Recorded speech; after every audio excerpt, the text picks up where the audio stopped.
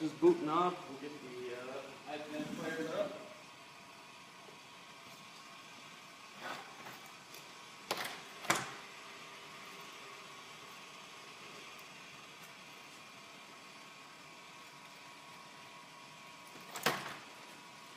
Just getting rolling. Matt just showed up and get everything fired up here and we'll get rolling.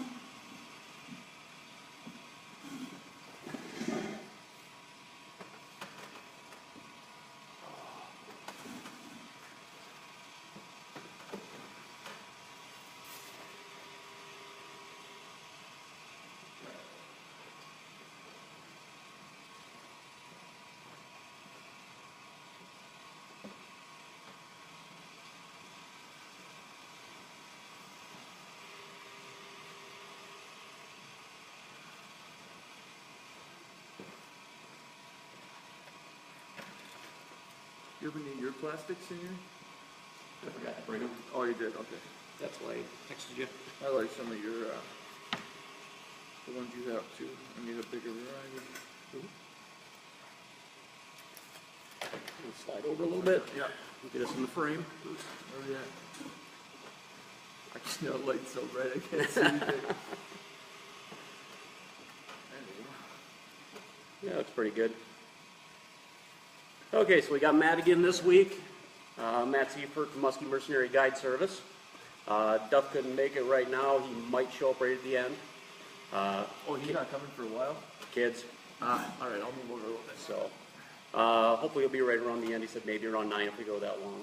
Okay. So, last week we talked about summer trolling for muskies and some of Matt's approaches to it. This week we'll kind of follow it up with the second half of the year.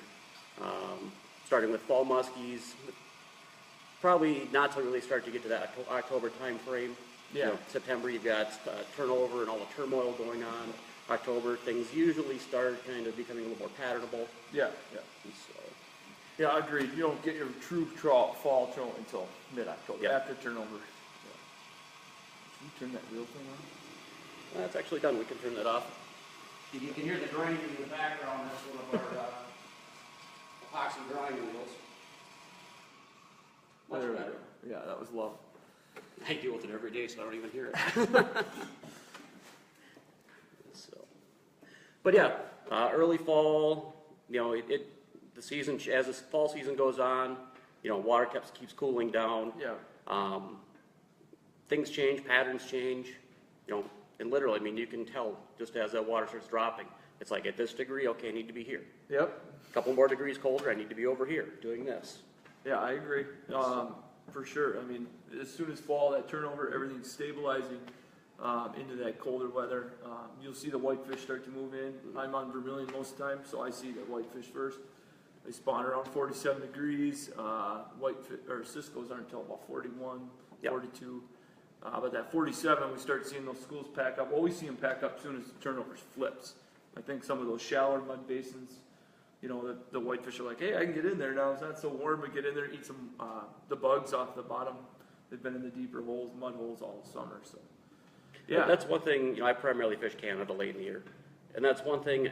I don't know if the temperatures are different or what it is, but it seems like you get into that low 40s, that 43, 41, that kind of frame, and it's all whitefish. Yep. When you're having Cisco spawn, Yep. that's when we're snagging whitefish, trolling musky baits. We're catching muskies, and I mean they're pooping out giant scales. Yeah. So you know what they're targeting. Right. So I don't know if it's different in Canada versus here in Minnesota, but that's just something I noticed. I see them stage at those temperatures, but I agree with you. You see 47, you get all excited. Well, 2 weeks later, you actually start to see them spawn when it's, you know, there's certain areas of the lake that are still 47, but then you have 44 degree temperature in a lot of these spots. That's when we really see the big rush. And right before the Cisco starts, that's when the guys that are netting whitefish up there, nets are full at 43, 44. But at 47, for me, that's when it really gets fun. That's to start when it trolling. starts. Turnover is done and things are starting to happen again. Yep, it's getting cold. And you'll start to see them stage up. You immediately see all those female whitefish start lining up on the mud lines. And while you're casting, if you're not trolling yet, and you're casting on your depth finder or side imaging, you can see all these whitefish. They look like 8-pound walleyes just lined up on the mud line. and you'll know, oh, that's going to be a good spawning spot. The female already staging. And if you spend some time and drive out into the open water around those gravel, rocky areas, you'll see the balls of male whitefish there too. So that's always a good clue. That might be something just to describe to people. They hear about Cisco's, hear about whitefish in the fall. What do they look like on your graph? So they do have different looks to them. For sure, and they're wider back. So your whitefish definitely show up like a walleye. Huge difference. So Sometimes they're actually kind of a little bit of undulating line on your graph, depending your speed and everything else. They're that wide. So, and even their tails are wide. So you get that, they're really hardy fish. So you're looking, it's almost, if you're running a low ranch, it looks just, it can get humpy like that on you with the hummingbirds. I like a low ranch sonar better than a hummingbird. I feel like I can tell more what it is. The side imaging, it's your choice. They're both awesome, but definitely notice those fish. Like your whitefish look more arched like a walleye, and then your Cisco's have skinnier backs. So that's like upside down J, a bit more like upside down J. And they tend to cloud up a little bit. Cloud up, especially the males who suspend off. Those big females spawn one night and they're done. So they go up and they're gone. The males go in every night. So that's the hordes you see always coming in are the males. So there's a lot less females. They're a lot bigger. They only spawn one night and they're done. But that's where the males know. They know where those females are. And the great part is you don't even have to, when you see 28 females right off a rock break sitting there and you're like, this is either the best walleye spot in the world or there's a bunch of whitefish down here. Because I mean, for me, when I look at my sonar, they look just like walleyes. If you're using side imaging, you can very easily tell what they are. But for sure, that's like, it's like clockwork. You see that? You go out to the open water, somewhere in that 200-yard range of those females, there'll be a school of males. And well, that's the key thing that Matt said a couple of minutes ago. After dark, they spawn. Correct. They will move up into really, really shallow water, actually, after dark. But during the daytime, they're going to pull off that edge. And you want to target those, play off that edge to try to find the bait fish. Yep, and that's key. I mean, that's one of the more I troll, I started trolling 6 years ago, 7 years ago. So I really got into it, and it's definitely changed my life. But I've gone from, I'm never trolling, I'm only a caster, to we need to troll now. Now you have, if you know where the fish are, you have a bait that they're going to eat, like these baits, and you keep your bait in that zone. I mean, we'll see these muskies when we're casting all day at this time of frame where we have the water they're just not ready to spawn yet. So they're maybe not coming up, or they are spawning, or just started spawning, but you'll watch all these, you keep your boat over those female whitefish, and you can see your muskies on the side imaging just sitting down 12 feet over 17 feet of water, and it's like they're in between the 4-foot spawning grounds and the 28-foot mud line. And they're just sitting right there 12 to 14 feet down, the muskies are. And that's the perfect spot for a bait. I mean, you're going to cast a bulldog there. You're going to cast all day. You see some fish, which I agree is really fun. I still do it. And you got fish coming in, and you catch some of them. You'll see some. At least now you know where they are. But at that key time, it takes a lot of balls to do it. But you just got to go. You got to just, your bait's going to be in that strike zone. Mm-hmm. And the fish are coming up the break as well. So I really like, that's why in the fall, the inside turns and the points is super fun because your bait's doing different things there. So you're coming off those points, you're coming into the points. You know, I come off my point, I do a big figure eight, come back into the point, so I can get really close. Well, now my bait's coming up that break. Yep. You can't do that with water and then crashing into structure. Yep, and that's exactly, those muskies are just waiting for a meal. They know where the fish are just like you do after you see them on your graph, and they're waiting for them. And when they come up, but now your crankbait's in that zone at that key time when those fish come in at sundown. So that for me, I'll cast sometimes half a day looking for fish, find them and then catch them trolling at dark. Yep. And yeah, it's like Matt was saying, as far as the fish staging, that's why like Lake of the Woods and places like that, we concentrate on, the first or second break. Correct. A lot of the Lake of the Woods, your first break is in that 6 to 8 foot range. Yep. Your secondary break is going to be around that 15-foot range. And it's the same thing. I mean, they're just staging places for those muskies to sit and wait for the food to come to them. Yeah, because they know it's coming. And there's a lot of it's coming. Mm-hmm. It is coming that low light, so they like that. But yeah. And then I suppose, I don't spend a whole lot of time on Mille Lacs at that water temp. I usually show up on Mille Lacs at that 40 degree temp. Mille Lacs for all of us, I think, is we're done everywhere else. Fine, we'll go to Mille Lacs. Yeah. We'll swing for a home run. Yep, definitely. Call it half November just Mille Lacs, or a third of it, or 2/3 of it, I'm sorry. But yeah, I mean, that early fall time for me. Now, I don't fish Canada. I don't troll in Canada. I talk to you guys. You guys are crashing rocks all fall. Well, some of them are. I don't really do that. I don't even have to hit a rock. It doesn't seem like I just bump them every now and then, and I can get bit. And by crashing rocks, it's mainly a Lake of the Woods thing more than anywhere. And it's when fishing's tough, it's just a way to get a reaction hit. Okay. Gotcha. Where I fish, typically, no, I'm doing a lot more free swimming of the baits. So Okay. I have a lot more timber where I'm at. Everyone I talk to at the show say, "Oh, I gotta hit the rocks." Oh, okay. So yeah, I've never fished up there, but not that time of year, anyways. But yeah, so when I get to Mille Lacs, I mean, it's definitely colder then. I'm trying to think if I can add anything more to that early fall, when they first start staging up. Yep. And to be perfectly honest with you guys, I don't do it that much right at when it hits 47. I'm seeing that bait, I get excited, but I don't really start trolling until it's about 45. I just feel, I don't know, I feel more confident. It's probably just me. I probably should put some more time in at 47 degrees. But that's when I start to see. I just wait for that low 40s. Yeah. And it's like I wait, like I got to go now. Yeah, right. Yeah. So yeah, it's the same way. Yeah, when you stop seeing them on supermodels and they start eating bulldogs, it seems like that's always about 45 degrees too for me. So that seems to be the best time. But The other thing is typically when it first starts, at least where I'm at, you might get a nice fish, but usually it's smaller fish, smaller fish, smaller fish. yeah, And then all of a sudden, the water temp drops into that range. It's like big fish, big fish, big fish. yep, exactly. It's like they just waited. And it's like maybe they just moved into the areas we're trolling and we missed where they were at. Or, Yeah. But it's weird how it just flipped the switch and it's on. Right. Yep. And but the beauty of trolling in that time of year is to eliminate half your casting water too. I mean, you cast 3 spots, you only see Cisco's on one of them, or Whitefish staging up on one of them. Go troll around. You'll find tons. You'll find out. This happened to me one year. Now, I'm not saying it happens every year, but I'm also guilty of not doing it again. But all depending on how much time I have on the water is always kind of what it comes down to. But the thing is with this one year, we were doing pretty bad casting. And it wasn't trolling time. It wasn't technically super late fall. We were seeing some very small schools of whitefish staging up, but they were real small. The females were there. We couldn't find the male. They were scattered out. Well, we found this part. I'm sure some people know what I'm talking about. On part of the lake on Lake Vermilion where there's 3 amazing spawning areas in this big triangle type area, and it's all mud in between, and it's a great spot. It's just this empty zone. Well, we just started trolling just to check it out, and there was bait fish everywhere in there.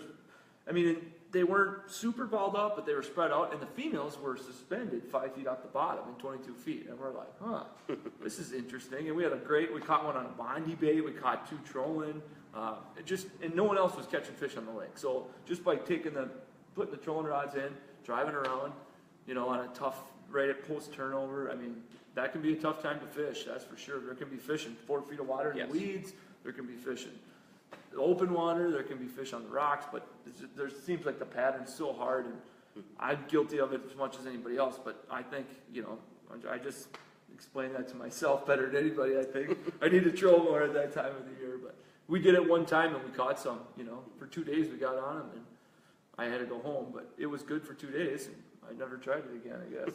I've driven through there, looked for bait before, and not seen it, but that was one spot in the lake. I didn't check anywhere else, It could be happening anywhere. That's a tough time of year. If you can find more fish, even if you're not set on trolling, troll around and find all the bait you want. It's a good time to learn how to use your crafts and your electronics too. So let's get back to Mille Lacs. Like we said, we normally fish it late. The biggest thing there is late, meaning the water temp is usually maybe 41. It's probably below 41 in the upper 30 range. Yeah. By that time, everything's done spawning, and they're already pulling off of the structures. Yep. Yeah, it seems like the last couple of years I've seen them spawn under the ice. I've seen them, but I mean, the last couple of years it's like when they went in. I mean, the bait fish count on Mille is not what it used to be either. It fluctuates a lot on that lake with summer die off and stuff. But yeah, I mean, I have it where I'll be like, well, they're done. They came up. How could they be done? Cisco spawn under the ice. They spawn right up to ice up. It starts at 41. It goes to ice up. I mean, and that's, you go to Winnie, you go to Leech. It happens on all those lakes. But on Mille, they come in. It's like they come in such hordes you can't even make a cast. Yep. And it lasts for 3 days, and the bait's gone. Whether or not they're spawning somewhere else, but then you'll hear from one other guy in the lake that he's got Cisco's everywhere on this other spot. But then other years they just die off. They're done, and they're scattered out. 2 weeks when you still got 3 weeks to fish, and the bait's gone, which makes that's why Mille is so fun though too. Mille is a shallow lake. There's a lot of, I'd say, your good breaks around that 12 to 16 feet area on almost all the structure there. All the rock structure is that 12 to 16 foot break. Then you have these 17 to 19 foot fingers. And then off of those, you have the really good fingers for that after they spawn depth, that 20 to 28 foot stuff that drops into the 34 foot mud. And it's wild. I mean, these fish, you'll see them down there in 22 feet right on these spines on your side imaging. And you're, wow, that's a muskie down. And there's 3 of them. You'll see, okay, there's 3 on this point. There's 1 over here. And we just troll these spots. I mean, they don't usually bite, but you know where they are. You do get lucky. You get one every now and then. If you found the wolf pack, it's just a matter of waiting for the time, the right time. So. And fishing a bulldog for me in that kind of depth of water too, because I mean, half my clients want to cast, half them want to troll. So I got to do what they want to do. But getting a bulldog down, and keeping it in the strike zone, because I feel like that time of year when that water gets that cold, and they just went on this feeding frenzy. I mean, we're seeing the size fish that come out of Mille. It is insane. It's the biggest fish in the state, or in the world, pretty much. But these fish, they've gorged, like Brett was saying, the Cisco spawn so fast and furious there. These fish are gorging, and then they slide off and just pick off the stragglers out there on these deeper rock fingers. And they're so big, and I think they're so full to get them to bite. Well, they've gorged themselves. The water temp's cold. Their metabolism isn't kicked up. So, I mean, they're happy. Unless you have a bulldog in that zone when a school of bait's coming, that's when we get bait out there, and it works. They bite them. But just keep your bait at their depth all day, for me, was more productive than casting. So, I mean, that to me it was a huge eye opener to spend that much time trolling this year and just say we're not gonna cast as much. And I'm networking with all these other guides and other really good fishermen, and looking at catch rates is better trolling than casting. Okay, all right, here we go. Yeah, trolling is working, and trolling headlocks and matlocks is working when you've got all these people we never thought in our wildest dreams would ever troll. All these guys. Yeah. You probably saw last fall we had Hammernick standing right here. I am Jason. I troll now. Yeah. So that was one we never thought would ever convert. But yeah. So trolling was working really well. It was working. Yep. It might have been because of his sore back, or that he's using that for an excuse. But but yeah, he caught fish doing it, so it worked out good. Yeah. What else? Anything else on that? Any questions? Any good questions? That's just it. This is interactive, people. Text us questions, man. Any questions? Yep. You can ask Matt or ask Duff tomorrow or Thursday when we have our history seminar. Why this new batch of T-shirts we'll have on the website tomorrow? Why he's got a little green lipstick? Yeah, I don't know either. I just got this 2 minutes ago. So, but yeah, this is the new baseball tee. We had another batch of those done. They'll be on the website hopefully tomorrow. So, went with gray this time. The white gets dirty easy. So, but getting white shirts dirty.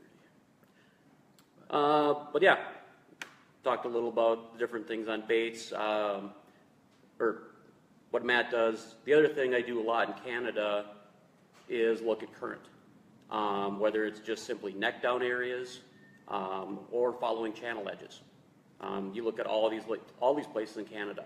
Of course, the Winnipeg River, but all of Lake of the Woods, Lac Seul, Eagle, Wabagoon, all these giant lakes, all they are is reservoirs. So they have a natural channel to them. Right. Where does most of the bait fish spend their time? Yeah. What are the natural highways of the lake? It's the channels. So Yeah. that's the one thing I concentrate on quite a bit in the late fall. Yeah, that's a good idea. The channels we have a few neck downs on Vermilion, but it's hard to even throw them in. Yeah. Besides, Well, it's the same thing with neck downs. You know, I can think of spots on Vermilion too where they're neck downs, but main channel goes right through there. right? So Yeah. it's Yep. you're getting a little bit of both. Or it's so 4 feet deep and you can't throw through there. But then we have those too. But yeah, that's it's always a good. That's a good bite in that early fall time too. And there's some 16-foot mud flats that neck down areas of Vermilion that are real long and skinny 16-foot mud that whitefish isn't going to come in there in the heat of the summer, not in 16 feet of water. And that's what I was saying earlier about that. Those different spots in the lake where those fish will start stacking up as soon as that water turns over. And we've done good in there, definitely done good in there.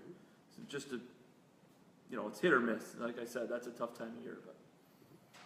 But somebody asking about dive curve for an 8 or a 10-inch matlock. Last fall you got to play around with them quite a bit, and managed to get a 50-pounder for one of your clients. Yep, that was a good fish.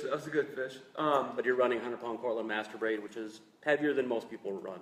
Right. Yep. And still, you're letting out 80 feet of line. Yeah. You're getting 85 feet of line, front setting. so the most erratic, shallowest setting. Yep. 80 feet of line with the rubber tail pointing down, which I would assume helped the nose go down. This would lift it up. So, but I think this stops the diving anyways a little bit. So A little bit. but not too much. It didn't seem like. I think that had me down. If I remember right, I was hitting rocks in 16 and a half to 17 feet of water with 85 feet of line out with the tail on it. And that's with Cortland master braid, 100 pounds, of course. And without the tail, I ran it. The deepest I ran it all year was 34 feet of line on the middle setting, which, if you're familiar, easier way to put it, if you're familiar with the 12-inch head or matlocks, and you have your dive curve, add 1.5 feet to this. It's a little bit less buoyant just because it's shorter. It's the same lip. Just went a little deeper for me. I noticed it when I first noticed it was in the Croix Channel on the St. Croix River. I run middle setting with 22 feet of line out on all my matlocks there pretty much, in that 18 to 26 foot range. 18 to 26 feet out. Because I'm fishing a 9.5 foot river channel with logs that come up, to 8.5 feet, so I do not want to be below that. And this one would hit the logs. I almost lost it, so I instantly went to about 16 feet of line and didn't have a problem. But yeah, I had a little deeper. I think with 20 feet of line out, you're going to get about 8 to 9 inches deeper, and with 40 feet of line out, you're going to get 1.5 feet deeper. For me, with a 100-pound Cortland master braid at 3 to 4 miles an hour. So let's talk about the secret there. Yeah, so Klaus from Svartsaker, I fished with him for a day, and he said, hey, take some of these tails for your crankbaits.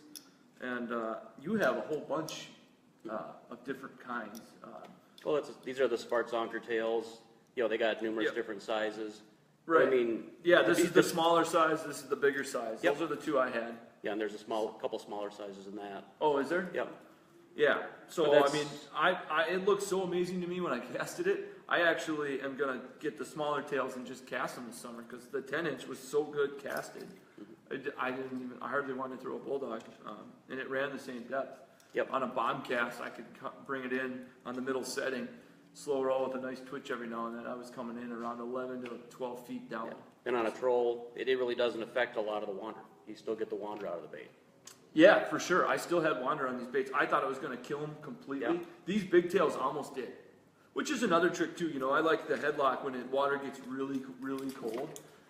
That's another good thing to talk about. When the water gets really, really cold, I prefer the headlock that last week of the season because it's not as wild, and I feel like those fish are just really At slow speeds. At slow speeds. Yep. They're really dormant, and I'm slow the boat down at that point as well. And the big tails at slow speeds with a headlock with this giant tail, it didn't look as amazing as I'm used to seeing a headlock look, because it really definitely, the wander was very small, but I thought it was perfect for that time, for that scenario that late in the fall, which a friend of mine caught a really big fish on it doing that by putting the big tail on and going slow. I did not catch one, but Not that last week anyways, so. We talked about it a little bit last week, but I run a lot of the headlocks late in the year going, 2.7 and less. And the biggest thing there is, like we were talking about last week, the bait's always doing this. You've always got a rolling action to it. But when you're going that slow at the headlock, you're getting the rolling action, but you're not getting any wander. But every now and then it might do that. Yep, it's very mellow. Yep. And sometimes And that's the tail all it slowed takes. it down. It was just that little bit of kick out, and it was perfect, the perfect speed. I just threw, Mille is so clear now with the zebra mussels. Just throw 30 feet of line out and just watch it at what speed. And I don't even worry about what speed I'm going pretty much in the fall at all. I just care what I think a fish is going to eat. So I'll just slow the boat down and get it where I want. And I'm like, wow, they're going to eat that. But that's, for me at least, that's when the water's really cold. Very, very cold. When you get into that 38 and below. Yeah, 36 and below even. Yeah, when you got gelling ice around. Yeah, right. Otherwise, yeah, typically it's the matlock. You got that 2 to 4 mile an hour range where that bait is ideal. I mean, that's where you're getting nice wander out of an action. Yep. And it still wandered with this tail. It wandered, I would say, this bait's a wild bait. I love the 10 inch because it's really wild. This is more wild than 12 inchers. It was my best bait last year for the whole year. And I only had one of them. And I had a lot of matlocks and a lot of headlocks, but this bait was my best bait by far last year. And I would say, this thing would have up to a 6 foot wander. I loved it. It was awesome. Just super triggering effect. There's a smaller, there's a shorter length. Really made it wild. It was awesome.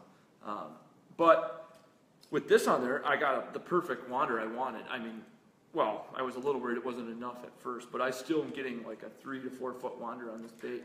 And that was what I could see. Imagine with 80 feet of line out. But, the fish we caught on it says it liked it, so.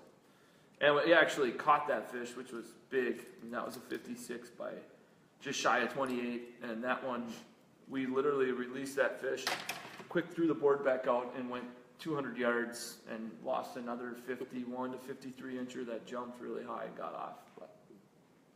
And we had 2 other baits out. So of the 3 baits, both fish ate that bait. So That's the other thing is, I don't care what time of year, I'm kind of known for being over-prepared, but I've always got spare hooks ready, sharpened, ready to go. I know that about you. When the window's open, you got to take advantage of it. Yep. You don't want to be sharpening hooks and putting new hooks on and everything else when the window's open. Right. I've had it happen so many times in the summer, but especially in the fall because those windows are so much shorter. Oh yeah. You couldn't gotta believe we you got gotta be on there and get it out right away. I couldn't believe we even got another bite. That's not normal for Mille to catch 2 fish ever there in 10 minutes. In the summer maybe, but yeah, that was, you got to be ready for sure. I had enough time to throw another walleye colored, the 12-inch matlock in with that. That's about all we had time for. And went to the other side of the reef and got ripped. So, yeah, you got to be ready. I know that. You're always ready. Brett's got sharpened hooks lined up on his dash and the file. Gotta be ready. Yep. So, speed, we didn't really touch on that. Usually earlier in the fall, still kick it up. 3.5 to 4.5 is what I go early in the year, but early in the fall. But then I start dwindling down to under 2 sometimes. Right, I'm fairly boring. I run 3 to 4 pretty much all year, and then depending on what I think the fish want. But I've had it where at night I slow down, but then in the fall for sure I'm running a little bit. I'm trying to keep it more, when it gets real cold, I keep it around 3. But I'll go down to 2.6, 2.7 if I think that's what it's going to take. But I think at the water, when they're putting the feed bag on, if the Ciscos are spawning, I don't think you have to go slow at all. They're fast-moving fish. You can rip through those spots. You can go 4 miles an hour. The faster you go, that just means, especially on a lake like Mille. Yep. That lake is so big. When you're going 3 on Mille, it's brutal.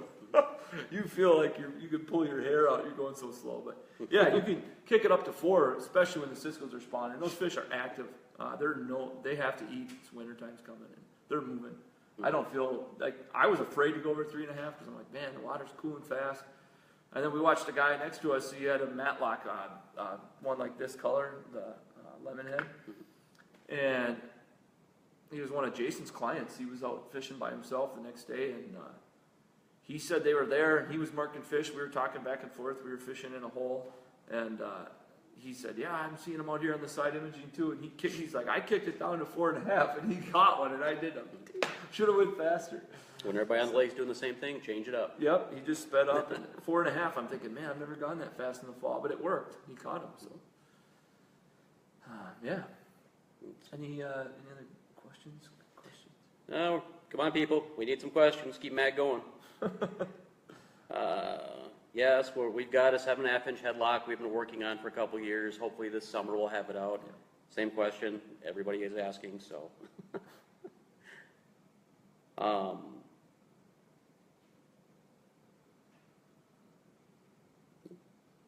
Okay. So come on, keep the questions coming. Make this interactive. Yeah. But the nice thing with the tails, and I got to play with it a little bit last fall. I started hearing, put rubber on the back, and pretty much I heard every guide out there was putting rubber on the back. Yeah. Made a trip to Vermilion last fall during the middle of, we're supposed to go to Canada. We had, 11 or 12 inches of snow that weekend. Yeah, that's crazy. So we're driving up and we're like, we're not going to Canada, so we went plan B and went to Vermilion. Then I started playing around with the 10-inch matlock with a rubber tail on the back. And I think the second or third cast, I threw it out and was pulling it. Long rod, give it a long pull, reel up the slack, give it time to float up. Literally, I drove it down, it went tunk, hit one rock, reeled up the slack, got one. Yeah. Yeah. But the cool thing with the plastic, casting or trolling definitely, but it's something we're playing around with more and more in casting is you're combining, the action of a crankbait and the wandering of the matlock with the bulldog. Yeah, it was amazing. I couldn't believe it. And that was just with this smaller tail. I just threw this one. I thought, well, this will be easier to cast. Mm-hmm. And I had one of my good buddies in the boat that day from Pittsburgh, and he said, give me that. And he took his bulldog out. He goes, I'm throwing that the rest of the day. I was okay. I didn't really want to give it up, but we only fished for another 2 hours. But I don't think we saw one, but I was amazed. I couldn't believe how good it looked. It'll get bit. I'll catch him on that this year for sure. And that's the other thing I kind of played with is, we made the grub screw, and that's where you can attach to the back, and it's still got the dropper, where you can have a hook on the back, screw the plastic on, and then bury the hook in there. That's really if you want a hook in the, if you still want that third hook. Right. They always do this.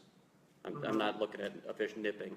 So what I was actually doing last fall was just have these two hooks, and actually our swim bait weight screw, where it's just a wire with the corkscrew. Corkscrew, yep. And yeah, either right on the split ring, or even just I'm the wrap it opposite. on here. If I could put a fourth hook on there, I'd put the fourth hook on there. But yeah, and But the more hooks, just like bulldogs, the more hooks you got, the more tangling you're going to get. Yeah. And so that was my theory with And then- only having the two hooks. So who I've got, is it Bill from Slammer makes a fork tail one? Yeah, he's actually, I think he has two sizes of fishtail. Yep. And that was good too. Mm-hmm. I've caught fish twitching that before with his tail on there. That's the great thing with this. It's Yeah, and you can run whatever you want. Turn the greatest crankbait ever into the casting bait. You it's can run amazing. a flat plastic like that fish tail, or even just like a reaper tail on the back. Yep. You can put double tails on. Yeah, you can put the shad double tail, tails yep, on, yep. single tails. I know some guys had bulldogs, pounders, and stuff where they're all shredded. Well, they just cut the tail off and stuck that on the back. Mm-hmm. Yeah, it didn't seem to matter what was running behind them, but it worked. I like the super long tail when it's real cold, Mm-hmm. but the fish tails worked as well. I've seen Luke catch them on Vermilion twitch in the middle of summer with the fish tail on there. And the cool thing with the fishtail, if you go, I think Slammer's got them on their website. You can check there. But the cool thing with the fishtail is it's a flat piece of plastic, and it's forked like a fishtail, and it's got a little piece that comes out the front here. The cool thing is you can rig it, where it's like that on the bait, or you can rig it where it's like this, flat, and you're gonna get two different actions out of it. Yeah, and a different profile for the fish too. Yep. It's going to wander a lot more too with the flat tail. Yeah, and you also get more of this Yep. behind the bait. Yep, that's cool. You give me more ideas now. Well, that's the nice thing. Yeah. We're looking at these baits, and it's like, Yeah. okay, we got good baits, and it's like, well, we always keep playing with stuff. Yeah. So it's like, especially Vermilion. These fish They've I've seen every everything. bait. Yeah, every bait. Yeah. So it's all the little things we can do to tweak them to show them something different. Yeah, any You know, any little thing Yeah, helps. plastics and Yeah, yep. for sure. That's yeah, I couldn't believe it. I loved it. This is my first year really running them, and yeah, it's a staple for me now in the fall for sure. And it's fun too. You can try different stuff. An old shallow invader that's all beat up, you cut the tail off. Yep. That works. Pretty much anything works. Try anything. Yeah, It's fun. experiment. And I think Klaus rigs these with that, where he's just got an L bend in here with another hook that sticks Yep. up to hold the tail on there. When he sells these, the hook's actually the other way, so that the tail would be up and so the hook would be down. I just pull that out, switch it around. I've never had a problem with it coming off. But I like the screw eye thing that Brett's talking about too. Especially if you just put the split ring with the hook on it and then put the screw eye above the split ring or put it on another split ring. Then you can, it's quicker to experiment. You can play with different stuff. You're like, oh, that's cool, let's try this one, you know? Well, that design's fine if you're looking to troll. If you're gonna be doing a lot more casting, you need something that's gonna have a lot more Yeah, support you and really really grab need a lot that, more yeah. plastic. Yep. Yeah, and that's a cool thing. Just switching it out quick, all in one, change it up, so. But colors. Everybody asks, question, what colors do you run? Yeah. What I run is gonna be totally different than him because we're fishing different places. Right, yeah. So every body of water seems to have their own little things, but Right. like we've talked about this before. Number one selling color. I can't catch a fish on it. I can catch a fish on it, lots of fish. That's my favorite color is walleye. And not because muskies are eating walleyes, I just like the gold flash. And the whitefish are golden color. People think they're silver, they're not. They actually look more like like this color. They're more copper than they are gold. So I'm excited to run that color this year. And I like white bellies in the fall, that's for sure. Unless I need to stand out, because on Mille sometimes if you're in that thick bait, you have to stand out. Just anything bright, orange bellies, yellow bellies, whatever. Just something to pop. So and then my Cisco color is always this. So the white chartreuse when I'm on a Cisco bite is pretty much my favorite color. That or walleye, because that stands out. A dark bait because Cisco's are very silver. I mean, they have a purple sheen to them. Yep. Purple Purpley blue blue, sheen. yep. They're so oily and silvery. So I mean, you could catch them on this, but I just feel like, and I know some guys that blue and silver is their favorite color. Yep, there you go. One of them, yes. Yeah, and when I'm in the Cisco's, there's so many of them, I feel way more confident putting on, especially this one with the sparkles. I love this one because you get that flash and the iridescent flash that the Cisco's have, but it stands out. You get a brighter, the bright chartreuse on there, and it definitely, I feel more confident whether or not it's a better color. That's just it. I mean, kind of along the same lines as Matt, but those two are my ones and twos. Okay. Here's my light one. That's my dark one. Okay. But both are still silvery, bright colors. So. Okay. Yeah, on Mille, I get bit on the weirdest colors there, but on Vermilion, I keep it pretty much to those two baits right there. I mean, that's what works for me. And yeah, as far as Mille has always been, in general, it's been a weird color lake. Yeah, fluorescence, pinks, weird colors, yeah. I mean, creamsicle, chartreuse, Yeah. Chartreuse clownfish. That was the first fish I caught this fall on Mille was on that big bumblebee chartreuse white black bar thing. So. Yeah. Other questions on there? I don't know why it's dark in here tonight. We're getting a lot of people saying it's dark in here. We've actually got more light this week than last week. Really? So I don't know if it's something with the camera sensor or what. Maybe it's too bright. What conditions and temps do you think the lip lock will shine in? I've got the first lip lock I ever got. We went up to Canada. This is probably 5 years ago. That was probably that was the end of October. That was right around Halloween. And first time I ever used it, we had 3 guys in the boat. I told my one buddy, "You're in the prop wash." He's like, "I'm going to sleep. I'm not going to catch anything." In like 45 minutes, he had 2 47s in the boat. And that was literally 8-foot rod, 4-foot leader, no line out, right in the prop wash. And what were water temps? That was probably around 45. 45. Mm-hmm. I am guilty of not running mine as much as I should have because I had a mast and I didn't have the right clips. I have them now. So this fall I'll be able to run it more, and in the summer. I'm more excited to run it in the summer. And that's a bait when you got a big plastic on the back. It looks really wicked. Oh man, I got one from Duff. They painted me one up quick for the last week of the season or 2 weeks of the season, and I put this big tail on there, and man, that thing in the water looked like I'm gonna catch a giant fish on it. Just a matter of time. But I didn't get one. I trolled it for 2 days. I didn't get a rip on it, but I can get a rip on anything in those 2 days. So it's amazing. I think that's probably too dark. Now, somebody chime in and tell us, is it better or is it worse? Somebody will say something.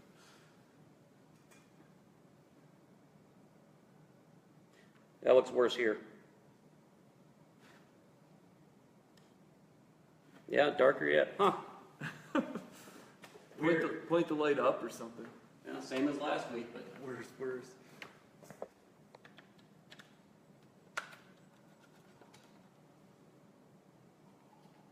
It's not doing anything. Is that better? it takes about 7 seconds. Oh, there we go. Yeah, that's better. Okay. Try that.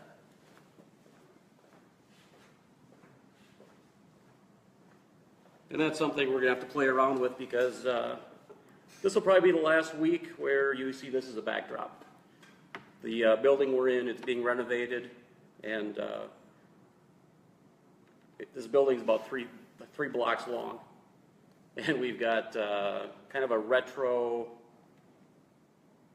arcade mini golf artist thing called Can Wonderland. We've got a brewery that went in here. We've got, within a mile of here, we have 4 or 5 other breweries. So we're probably going to take this on the road and show you some of the different things in this neighborhood. So Yeah, that'd be fun. probably do, we got, through the door here, we're part of a woodworking collective. And Watch that screen, see if it changes in a couple seconds. mm-hmm. Part of a woodworking collective, and there's half a dozen guys here. And no, it's worse. But yeah, part of a woodworking collective. There's about 6 guys here. Most of them, some do cabinets, some do hobby stuff. But we got a place called Wood Sport. That's Scott's deal. He makes incredible high-end furniture, all of his own original designs. We'll probably shoot in his, what's he called? His showroom one time and give you an idea of some of the stuff he makes. So we're going to show you a lot of different things in this building over the next couple of weeks. So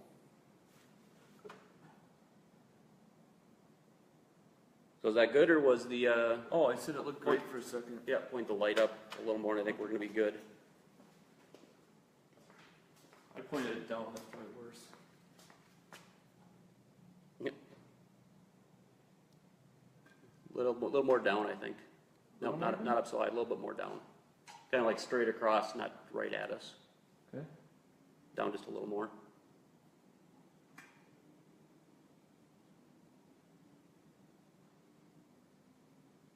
How's that?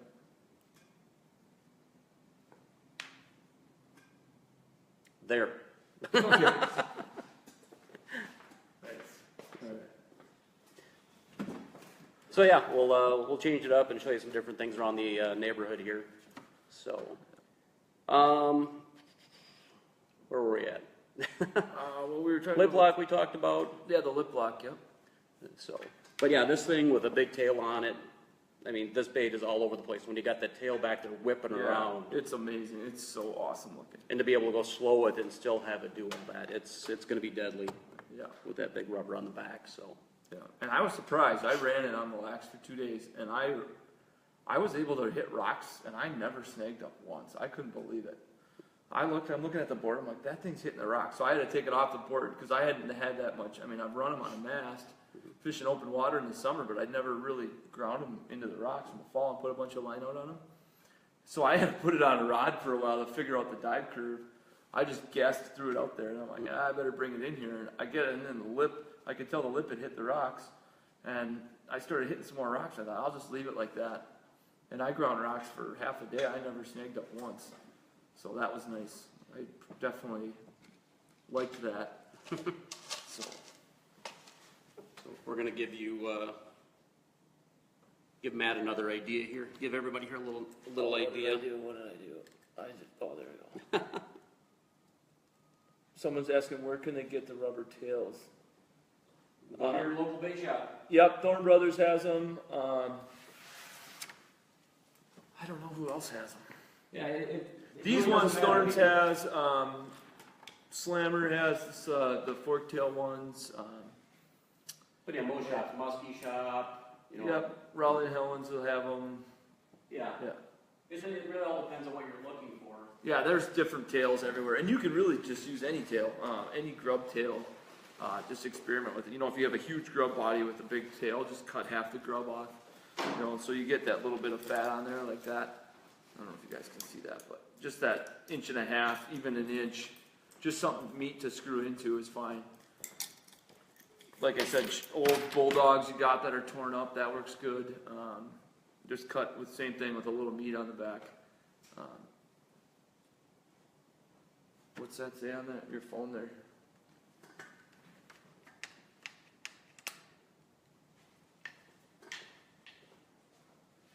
All right, phone says something where I don't know what it says.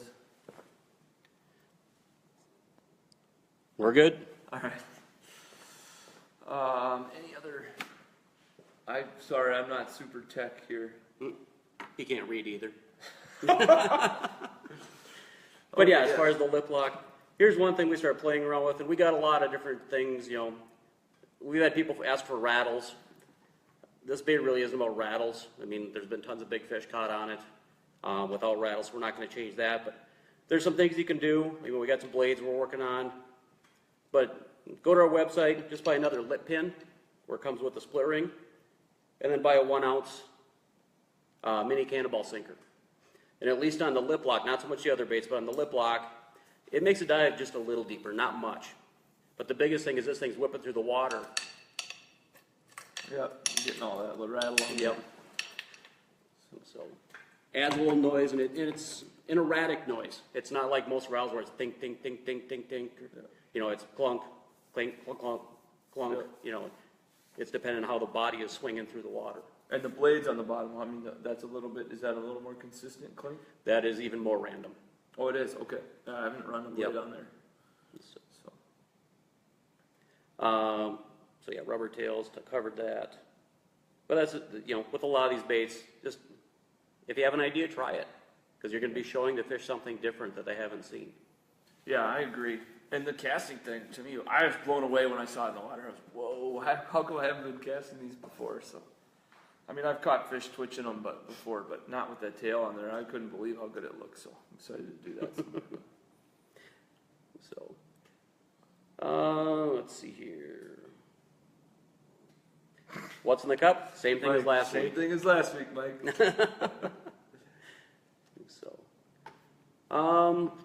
What haven't we covered? Mike, you got to have a better question than that. Come on, Mike. You can do better than that.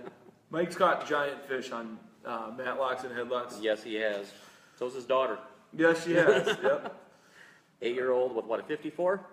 Yeah, a big 54. Mm-hmm. And a half, I believe. But yeah, the other thing that I tried it on a couple baits last fall, and I definitely need more time in it, is the shad tails.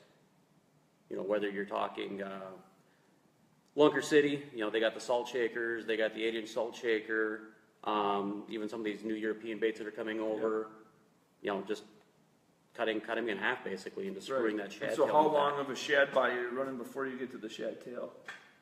Well, like the Schwarzanker, I think he had like an 8 or 9 incher. I put the whole thing on and it still worked. Really? But I cut it in half and it did look better. Okay, yeah, I would assume so, yeah. So, but that's just with all the plastics, there's tons of different things you can try. Yeah. So.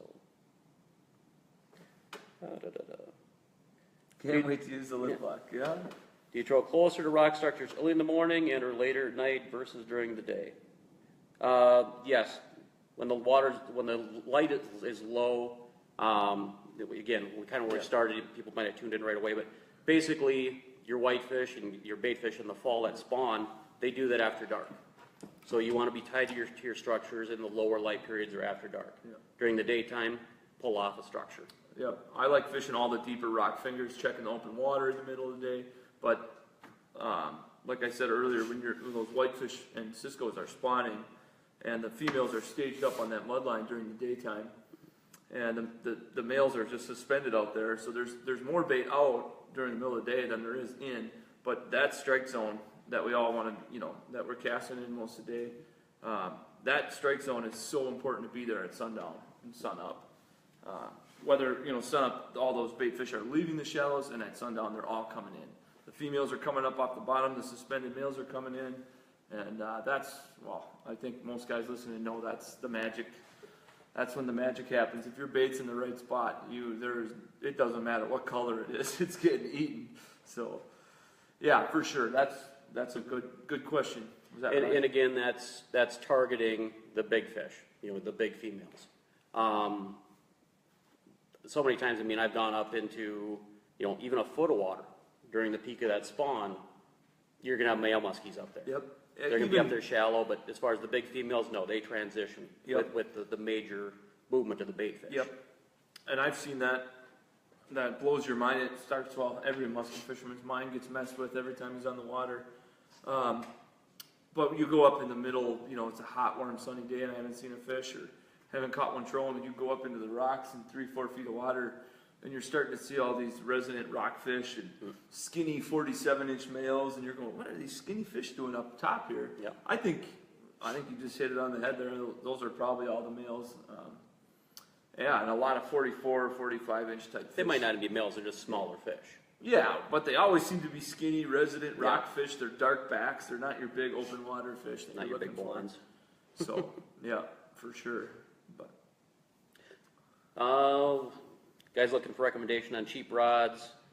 Really, there aren't any cheap rods. You look at the message boards, everybody's saying, oh, Shimano TDR, they're only $30.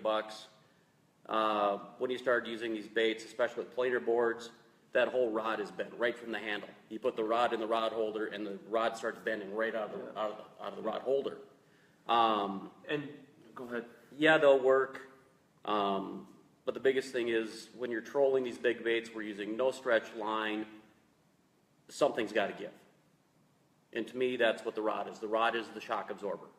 It's what absorbs the hit. Yep. And to have a blank that gradually builds power. There's my other pet peeve is you look at so many other rods on the market and they say trolling / live bait. No, they're a live bait rod. Yeah. Because there's such a hard backbone to them with the soft tip. A real trolling rod, you want it where it's got a soft tip, but as you grab that tip and you start pulling, it gradually builds to the backbone. So as you're pulling, it's more and more power is getting driven into that hook. The only blanks I've seen that do that are E-glass blanks. St. Croix used to make them. That was a saltwater rod they had. They no longer make them. I know Thorns had that blank knocked off. That's what theirs are made on. The rods I use are the Custom X, and they're heavy trolling rod is the one I run. It's 8-foot rod. It's that same blank. It's an E-glass blank where it gradually builds power. You use graphite. Yeah, I use old casting rods.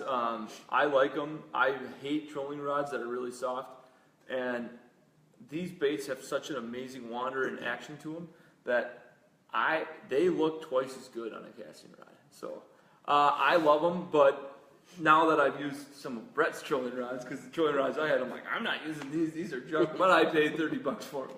So definitely learned my lesson there. I used, me and Brett and Duff went out on Mille for a day this last fall, and I got to see some of the rods they had, and I thought, well, okay, worth the price. And then especially with the boards, because the boards, the board's going to have the same action whether you got it on the. But on the Croy, when I'm trolling right short line or I'm on the boat, I love my casting. They're old junky casting rods. Yeah, they're not. You don't care if they blow up. Right. I don't care if they blow up, and I love the action of the bait. And Yeah, that's my opinion. But, so my opinion for sure is if you buy a trolling rod, buy a good one. Don't buy a crappy one. Or use an old casting rod, but you really got to watch your drags with the old casting rods. You got to be really careful. Well, same with a trolling rod. And it can't be an You still extra wanna- heavy you still casting wanna rod have it. either. It's got to be like a medium heavy or a heavy casting rod. It can't be an extra heavy. So, The one guy's asking, would you ever drill out the hole slightly larger to increase the wander? I really don't. The only thing I do is if, sometimes you might get some corrosion around the pin where the pin's not rotating freely. yep. Either just take and, grind, turn it and grind it open again, or maybe take a drill bit and clean that out a little bit.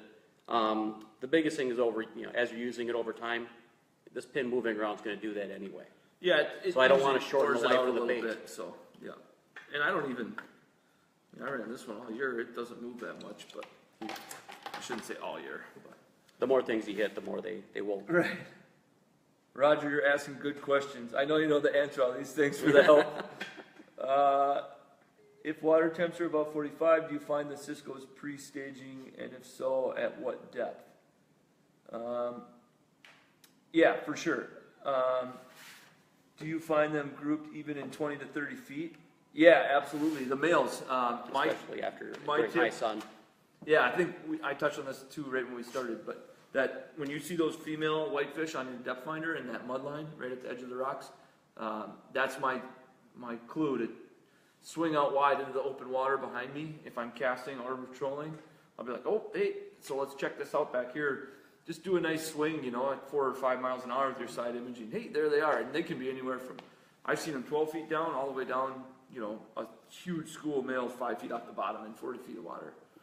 But for sure, that's when I start seeing them stage at 47. I mean, they're staging, the males stage out in the open water. And sometimes they'll be way out. And I've fished them way, way out there, and I haven't done real good. But I catch pike out there, believe it or not. At 47, that's like, hey, we got big, huge pike everywhere. But yeah, as far as the weight on the bill here, Alex is asking, yeah, you missed it, Alex. Basically on a lip lock, and just a lip lock, not the other baits, you put a lip pin in down, and put a 1 ounce mini cannonball sinker on there, you'll get some, as the bait's wandering around, it'll click on the bottom of the lip, so you get some noise out of it. Just a little trick. You guys run Superline, ever run mono? I run mono, and that is dedicated onto my prop wash trolling rod. For the same reason, something's got to be a shock absorber, something's got to give when that fish hits, and I like a nice stretchy mono. I've been using Strike Wire. It's a company in Sweden. They're going to be coming here eventually. They call it Hardcore Mono, and it's a really nice stretchy line. And when I've got just that 8-foot rod set straight back, and I've got the 4-foot leader reeled right to the rod tip, lip lock or mat lock wandering around back there, that's a nice shock absorber to have. Yeah. That's true, yeah, for short lining, yeah. I am not a mono. I do not like mono. So Yeah, for my just flat for lines, me, my boat like, rods. if I got a mast out and I got 6 people in the boat and one of the baits gets crossed, I got the biggest twisted mess of mono that you've ever seen. I mean, I try to reel the bait and I can't even move the rod. It's just twisted up in this huge ball. So to me, that was like, I can't do this when I'm guiding. I can't have any of this in my boat. I hate it. But yeah, that's me. That's a good point. That's a very good point. That would be the perfect, Oh, Roger's getting too specific now. All right, Roger. Keep coming, Roger. We got to answer these. We'll have to have a map next time. And okay, Roger, go here.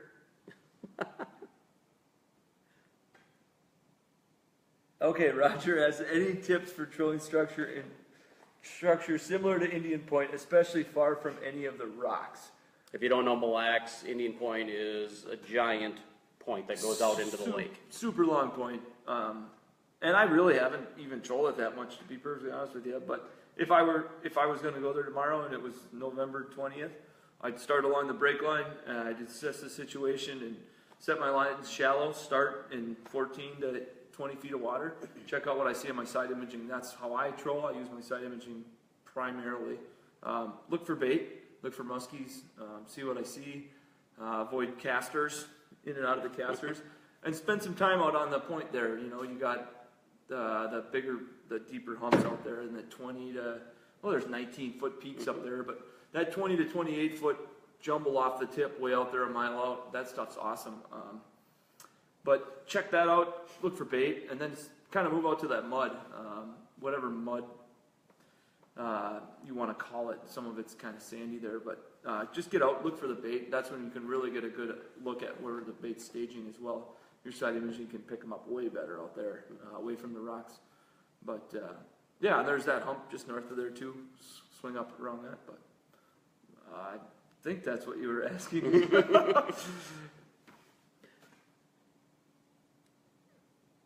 I think we got the question answered. A lot of these are starting to duplicate. So, what's the latest you ever caught a muskie? The latest? The latest I've had a muskie bite my lure was the last November 30th. So, yeah, but I lost it. But yeah, I got bit on 3 Mile on Mille on, well, whatever. It was a couple days after Thanksgiving. I don't know what. It was one of the last day or the day before. I don't remember. So. Yeah, back before our season got moved to December 1st closed. There was one warm year in particular. I remember it was like 2 days before Christmas. Yeah. And it's like with the last couple of years we've had like that. Last couple of years we've had here in Minnesota, it's like we could have done that. Yeah. We had open water at that time, but our season was closed. So. All right. But yeah, well, I got wrap that up. But go ahead. Yeah. Okay. I just had an idea that people are asking trolling questions fall where bait fish are staging. So when I got to Mille this fall, we got a really big one, and the 2 days prior to that, I had casted.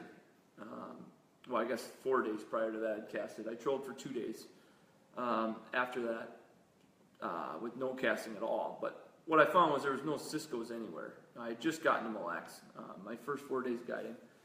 Fished with a buddy the first day. We didn't see any Ciscos. We saw one fish casted for a couple more days with clients. Super slow. We saw about 2 fish a day. This is very beginning of November. There were fish on the reefs. They weren't real big. And everyone I talked to hadn't seen big fish. So I just went out to the Tullibee hole. I just went out in the mud. Deepest hole near where I was fishing. I was on the south end of the lake. Went out to Tullibee hole, trolled around, and my side imaging was like, I just a big smile on my face. Wow, this is awesome. This is where the bait is. So I knew that the 3 rock reefs that are around that spot is where I wanted to fish. Keep concentrating on that area. But every time I got anywhere near those rock reefs, it was just a dead sea. And some of the best fishermen in the world were all fishing these 3 rock reefs near me. But I called them and said, every Cisco in the lake's right here. And some of them were already fishing those spots anyways. But just fishing that zone, I thought, well, I'm just going to stay out here. Nobody's catching them anywhere else. There's one fish caught a week. I'll just stay out here. I got trollers. I'm going to keep trolling. This is where the bait is. I'm not going to leave the bait. So I trolled the bait for an entire day, and nothing happened. And at sundown, though, the bait came up. And it came up from, now this is a 34 to 39 foot hole. And it's all mud. And I had solid males and females just stacked. And right from the bottom up 6 feet. It was just solid. You couldn't even see the bottom. So that excited me, but when they never move, that white and moonrise comes, they don't come up. The major starts, moon underfoot or moon overhead, they don't come up. Oh man, moon set, they don't come up. It's dark, I go in. Oh man. So, but right at sundown, they raised up like I think 10 feet or something, and I got really excited, but we didn't get a bite. Maybe I was just in the wrong spot. So the next day, I'm trolling, and I had trollers, and so that by those fish just raising up at sundown gave me hope that the next day I would continue trolling there without going to find more Cisco somewhere else. I stayed there. We fished. 2 o'clock in the afternoon, which was a major. It was moon. I don't remember if it was overhead or underfoot. I don't know. The fish came up, and I mean they came up to 18 feet. And it's 2 o'clock. It gets dark at 5 in November. So it was like 2:15. And I'm like, all right, this is their move. They're going to do it. And so I texted some buddies that were casting, and I'm like, are you seeing fish on your graph? There was a guy on a reef north of me. There was a guy on a reef south of me. Are you seeing fish on your graph? We are not. We have seen no Ciscos. And they were moving off the break as well because they hadn't seen anything on the rocks all day. So I panic, and I'm going 5 miles an hour, and I got to get to this reef north of me, and I swing by the reef on the break, and there's not one single Cisco. None of them had moved out of the hole. So now I really panicked, and I went 6 miles an hour south to the next reef south of me, and I start fishing the north end of it, because there was a couple pieces of bait there, and there hadn't been bait there all day. And immediately caught the biggest fish I've ever caught. We let it go, and then lost another one as soon as we got going again. So just, I mean, when you find those fish staged, or you can't find fish anywhere else, staying on the bait is never a bad move in the fall for me. I love the bait. And with the technology on your boats nowadays, with the side imaging and the depth finders, I mean, that's a perfect example for me to really stick that time out, which for me it's hard. I like casting in the fall too. So for me it's hard to make that change. And now I made that change, like now it's gonna be like that all the time. And it worked for me again that year too. So, you know, why would I cast all day? I have some of the best, you know, you can go in to dinner at night. I mean, Mille is a party every night. Go into dinner, hang out with the guys, talk to people. You know, we saw 2 fish today. Well, okay. Well, that's horrible. And there was 2 fish caught trolling or whatnot. But you can tell what the fish are doing. If you can find the bait, I don't think you need to leave it. Especially on a lake that size. I mean, the more I fish that lake, the more I just love staying on the bait. You know what I mean? It's like, if you got bait there, you shouldn't leave. And I'm guilty of it all the time, because you're like, I haven't gotten a bite in 3 days. Well, it's Mille. You shouldn't get a bite for a week. But The other nice thing with trolling in the fall is you don't have to be miserable. There's so many times about their trolling, I'm looking at all these other guys out there casting or trolling, and you know, their boat's full of snow, they're all bundled up, their reels are frozen up. We got a full windshield boat, bimini top, side curtains, got the heater in there, got a fry pan on the heater making a hot lunch. Yeah. You know, we're dressed pretty much like this. Oh, rod went off, you know. Yeah, that's the way to do it. So yeah, the nice thing is when the weather's that bad and nasty. I am getting a bimini top this year. Yeah, when it's that bad and that nasty, it's you don't have to be out in that. Yeah, no. So, Joe Nelson. Dan Altman's probably watching this thing. Yeah. Those guys. Looking, what is the best application for supernatural baits besides the fall? Joe, go back and look on our Facebook page. We're gonna give it to you, Joe. That was last week. That was last week. And it's on our timeline right now. We will be eventually transferring all of these onto our YouTube channel. So we'll kind of have an archive of everything. I'm going to try to get that done this fall. But as far as you go, Joe, the best application for supernatural big baits, not in the fall, is open water trolling.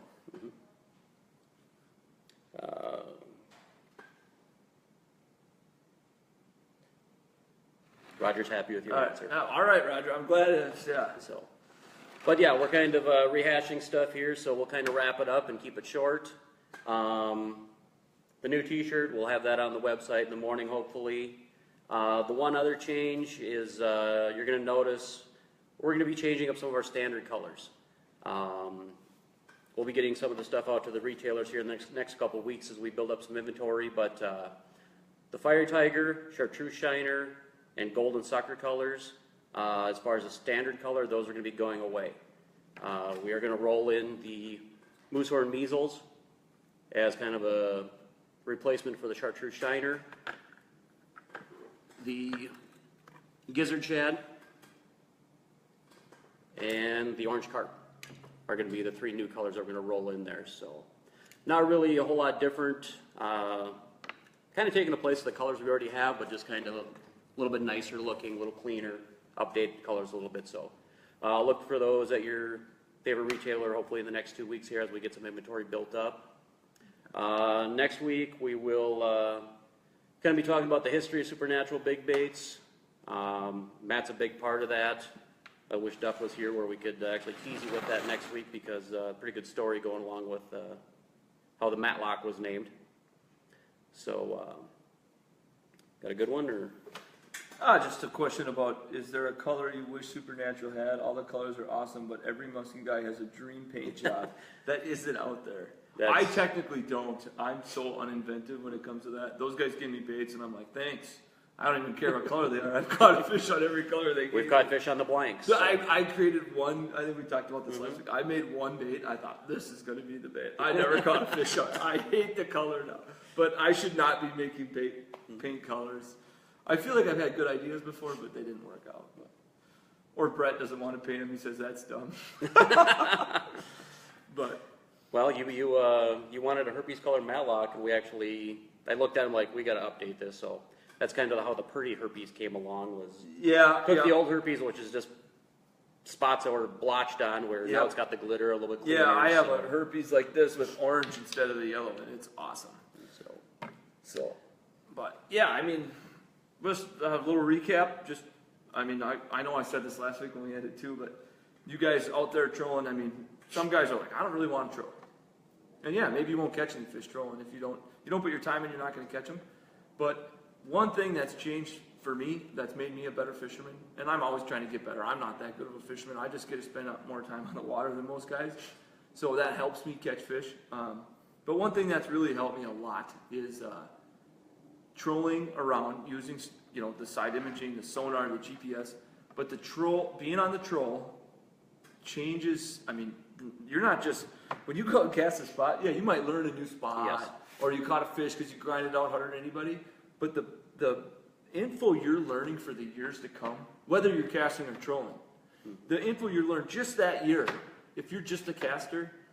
And I mean, I was that guy, and that's why I'm saying this. But I mean, I was like, you guys troll, yeah, whatever, And Duff kept saying, you should try one of these baits. Yeah, okay, yeah, I'll try them out someday. I've trolled before, I don't catch anything.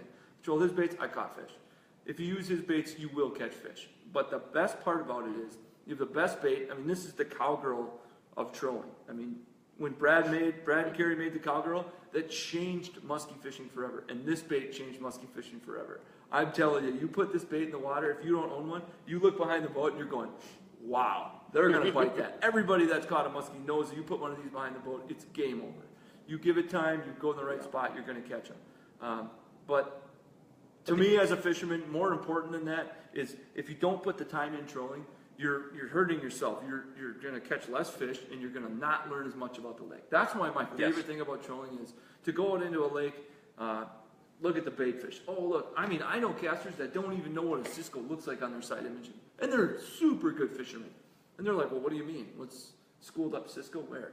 Like, man, if you can keep tabs on these fish, you can get out there, you can do all this. It's amazing what you can learn. And I learned so much more about the lake. I mean, I can tell people stuff. I'm like, yeah, I can tell you where the trailers are in the lake, the sunken fish houses. I mean, all this cool stuff. Not that matters, but just amazing things about the lake, where these fish stage, maybe why they stage there. Yeah. Mud deposits that I had no idea were there on a sandy part of the lake, wondering why I caught fish there, where it was just all rock everywhere. I'm thinking, wow, these shield lake fish are crazy that they're up here in these rocks. And then you find this giant mud flat that wasn't there, or you never noticed because you rip around there in the summer and it's shallow. Well, as soon as that water turns over, now the fish come in there. And the Ciscos might use this area to spawn where you didn't think there were any. There's no way they could spawn. And finding those spots trolling in the spring or summer or fall, it's like, whoa, I found some of my best casting spots in trolling around. For the guys that really are like, it's trolling, I don't really care. It's huge for me. It changed my world. I mean, it definitely, I can see how a spot lays out maybe it all goes back to my old walleye fishing days, but like, I can see like, the mud line here is deeper than anywhere else. So the females are going to stage here, and then 3 weeks later, the females are staged there. And it's a natural cup or it's a shelf, and then it just works out. It's stuff you would have never noticed on maybe a summer spot you casted that you never put the two together because there's 5 giant boulders up there you caught fish off, but the rest of it's perfect gravel for spawning. And I don't pay attention to that stuff in the summer. I'm trying to get my cowgirls to stick out of the rocks, But well, I've been saying it since the 80s. If you're trolling, you're learning all the secondary spots. If you're just casting, you're just fishing the weeds, the primary structures, you're missing out on the rest of the lake. And that's especially true all these days with all the technology we've got, whether it's the mapping, the down scanning, where you can map out a lake and everything. Yep. You're finding all the little different things that aren't even on the maps. Correct. Yeah. The auto chart live for the hummingbirds now, I have that. It's crazy. I mean, and trolling's the perfect speed. I mean, you're driving around. I mean, it works okay when you're on full plane if you have your transducer set right. It's really tricky to get your transducer right. Most guys are driving around 20 to keep it working. But if you can get it where you're going 40 miles an hour in mapping, it's pretty spot on. But your contours of the rocks and doing multiple passes, the map, you just see the map create an amazing picture of what you have.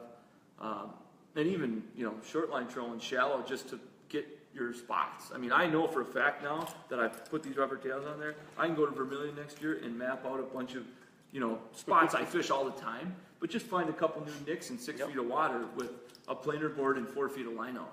Because if I'm going to learn the spots, I might as well have a trolling bait in the water. So it's definitely a huge help for me. I mean, the technology we have in our boats now is insane. Yes. Yeah. Yes. Yeah. When you can see a muskie 110 feet away from your boat and put an icon on it and know where it is, all you got to do is stay on it until the window opens. With these baits, they'll bite them. So. All right. That looks like about it. Again, one question about boards. Sorry, unless you're trying to wrap it up, but I'm fine talking. This is a good question. We covered so much about boards last week. We didn't talk about this tonight at all. I don't think once. But this person asked, Mitch asked, do you know if you mentioned, or don't know if you mentioned this already, but are you using boards in the fall as well? I for sure. Yes. Yep. To me, it all depends on what I'm doing. If I'm trying to really tightly contour troll the structure in Canada where I am hitting rocks and one wrong turn and I'm in the rocks, no. Yeah. But if I'm working more on, like we were talking about channel edges or, on that secondary break, definitely. Yeah. Yeah, when I'm, like that story I just told, I was in the open water fishing Cisco's. I could get the biggest spread I had. I had 3 baits. And in the fall, now, open water trolling, which we covered last week in the summer, I have for sure no lines behind the boat. I'm running short lines half the time to fish a really shallow. In the fall, I love running a rod on the boat. Love it. I think it's the perfect spread. That bait, really, that's your best bait to me. I mean, I know when it's touched a rock. I know if the hook's dull. He taught me that. Have a couple extra hooks. Oh, that one hit too many rocks. Pull it up, check the hooks. I know when that bait hit a rock. That's my ultimate rod right there. But I'm not going to go out and troll in the fall on a lake that we catch one every 5 days if we're lucky. And especially that'd be awesome. Actually, who am I kidding? It's like 9 days. 5 days, yeah. 9 days. But Minnesota in general is notorious. It is a board place. If you're fishing Minnesota waters, you better have boards out. Yep. And I mean, anytime I get the spread, these baits, I've trolled other baits and I get them stuck in the rocks. I really don't get these stuck in the rocks very much. There's certain lakes where there's certain ledges on certain lakes where they get stuck every time. But for the most part, especially Mille, you can grind these things down there. It doesn't matter. But I like the bait on the boat. That's a very important bait to me. That's what tells me. That's my story pole. Like I can figure out, I put that in there, and that's going to tell me what all my other baits are doing. So I can go, okay, now I'm coming into 12 and a half feet. How hard is this thing going to rub? And I hit 14, and I'm just come up to 12, and I'm like, okay, 80 feet. So that's about 14 feet. Then I'll try a 14-foot point. I find out what that is. Then I can adjust my boards. But I like that spread. These fish are so hard to catch, and, just get them out there. The farther you can get them, and I like the mast better, but on Mille the wind's so big. Half the time I can't run a mast. My new boards I can, but as of the last few years, my boards would dive. And that's fun. So, do you ever troll without boards, high traffic lakes? Yeah, we covered that last week in the summer and stuff, but in the fall, no, I don't. There's no high traffic in November anywhere. I don't think. Maybe if you're doing Minnetonka, if you want to troll through that's a channel true. Yeah, or if you troll something like Tonka, that. yeah. You're not going to be able to run a board through a channel. Yeah, the nice thing about fall too is that board, I'm not afraid of that boat line at all because you have so much more line out. In the summer, I like, 5 to 35 feet of line. And in the fall, I'm running 60 to 100, depending. I'll run 120 feet. I have Cortland masturbate. I kind of lose my dive after that.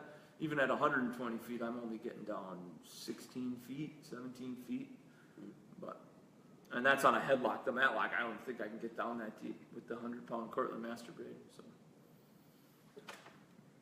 So as far as boards, I like the church boards, the TX44s. Matt has, for the most part, running a big mast system. Yep. And he had the Canon or the HPC boards are the ones he used to use. Yep. And I think those boards serve their purpose. I don't like them. But you got to use them. You just have to use them. I hate them. I hate that I have 2 clips to get off.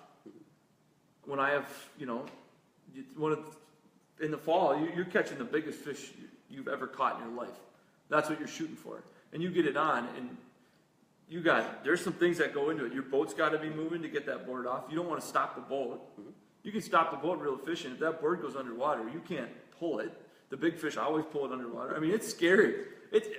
Let's not kid ourselves. It's a bigger adrenaline rush, so it's great when you get it in the net. But just a little bit scary for me. I think the mast is way safer. I know everyone can buy a mast. It's an expensive little thing, but you can go out and get some planer boards for 2 planer boards set up. Pretty nice for under $90, I think, or $100. Around 100, yeah.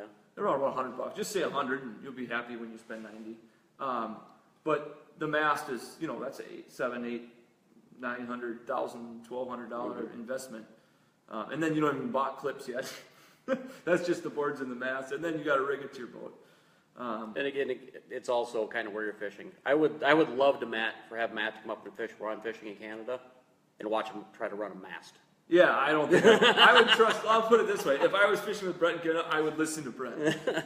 I would do what he told me to do. So, because that's just it. I mean, if I get a bait snagged and I got one of these boards on, I can go in and get it. If you got the mast on everything, it's hard to go back in and get that because you have to tear everything down. Yeah, So agreed. It's a lot faster. Yeah. Oh, if you snag up with the mast, you're having a bad day. It's not fun at all. Tear it all down, start over. You don't want to, and that's another thing with Mille too, where I was saying I was running these boards, big waves and everything, but if I haven't got bit in open water in 2 days or my Cisco's aren't there, I run TX44s and I get right in there. And I will go in and get them, because that's what I was saying earlier about the bait. If the bait's not out where I want it to be, because where I want the bait to be is where I never lose a bait. I can run it wherever I want. I can try 4 different depths. I can try 12 feet. I can try 14 feet. I can try 16 feet. I can try 8 feet. And I'm never going to hit a rock. And there's bait underneath me, so I don't need a rock. These baits are amazing. The fish just bite them. But the second, I got to get up in those rocks, I'm not running a mast. So that's a very good point, yeah. The other thing I just remembered was the other thing I figured out with mast and board years ago, and it was actually we were brown trout fishing early season on Lake Michigan. And we started out with inline boards, and that's finally broke down, got a mast system. The one thing, at least with the brown trout, we noticed, we had a lot more hits on, an inline board versus the mast. And started thinking about it while we're out there, and, there's always windy on Lake Michigan, so 3-foot waves average. Yeah.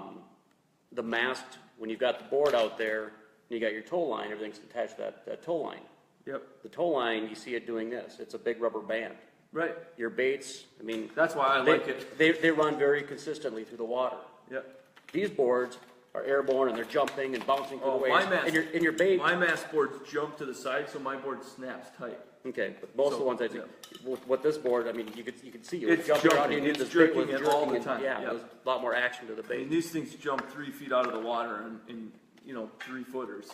They're soaring off the top of the wave. And for trout, we caught a lot more with that. Yeah, and I could totally see that. Yeah, and usually that's a good point too. A lot of times, it's either if I have 3 lines on a mast, and if it's a slow, super mellow day and the fish are lazy and I haven't been doing very good, that outer line that's right next to the board that's jumping. Because the more line you let on a mast, the more the board will jump. And it depends which board you have now too. And I've experimented with making my own now, so I kind of got that sort of figured out right now. But that board that's jumping on a really slow day where we only catch 1 fish, it's usually always that bait that's closest to the board that's jumping. But at the same time, with the school effect, you can get so many baits close together. Your third, you have 3 baits right next to each other. I run them 5 feet apart. All my baits are way at the end of my thing, and that front bait is the front bait through, the one in the middle of the pack. And when muskies are eating, they always eat the first bait through. So I haven't had too much of an issue with it, but I can definitely see that that's more of a triggering strike if you're. It's just another difference between the inline and the mast. With these baits, I think they trigger fish so well, just wandering. You don't even. That's why I like the mast. Roger's asking, you mentioned white bellies in the fall. Why is that? I like white, but I run white bellies all the time, any time of year or whatnot. Yeah. I know you're getting orange belly bites. Yeah, if I got a high pressure area, that's a good question, Roger. I agree. Match the Cisco's maybe. I just seem to do better on white belly baits in the fall, I guess. The only time I don't actually like pretty much all my baits have white bellies, like you said. But I do like the bright orange spots front and back. When I have them make me a bait, that's the only thing I ever do. So if I got an orange belly, this is orange and this is white in the middle. That's how I order all my baits. So just that little flash, especially with that tail kicking. Yeah, it's like the white circle on the end of the walleye. It's like, I think this is great. Like, yeah, keep it coming. The color he's talking about, if you go back to our Facebook page, look through the photos, you'll see the color charts and everything. It's the rusty eye walleye, where it's pretty much this color, but there's a rusty orange patch here and a rusty orange patch here. Yeah, yeah, and that's just when I'm fishing, the St. Croix River or Vermilion and open water when it's crowded and there's a bunch of guys out there, and I just want a little something extra.